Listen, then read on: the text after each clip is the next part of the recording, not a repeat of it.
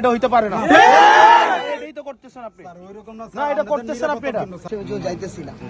আমাদের উপরে যে হামলা হয়েছে আপনারা দেখছেন, পুরো দেশই দেখছে কি রক্তাক্ত হামলা। আমার মানে একটা ছোট্ট বাচ্চার চোখ পর্যন্ত নাই হয়ে গেছে। আমরা এটার প্রতিবাদ জানাইতে যাইতেছি এবং আমাদের একটা মামলাও করতে হবে আসলে, কারণ এখন পর্যন্ত একজনকে গ্রেফতার করা হয়নি। তাহলে এখানে তো প্রশাসনকে সরকার ব্যবহার করতেছে, ছাত্র দলের দেখে গ্রেফতার করা হয়েছে। ওনাকে একটু বলেন, উনি মনে হয় সীমানা আছে, ওই পর্যন্ত যায়, আপনারা ওই পর্যন্ত যায়, ওই পর্যন্ত যায়। আপনারা হেঁটে এটা আসেন, এটা হচ্ছে আমাদের সীমানা। তাহলে উনি ঠিক আছে, আমরা কোন সীমানায় যাই, উনি সীমানায় আসুন। এখান পর্যন্ত মৌলভীবাজার, তাই না? আপনারা মৌলভীবাজারের নাকি? আপনারা তো আমাদের মৌলভীবাজার আটকায় চলতেছেন। আমরা মনে হচ্ছে ওইদিকে ভারত মনে হয়,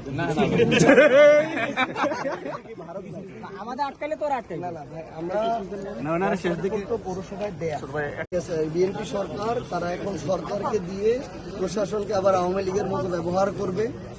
144 ধারে কাছেও আমাদেরকে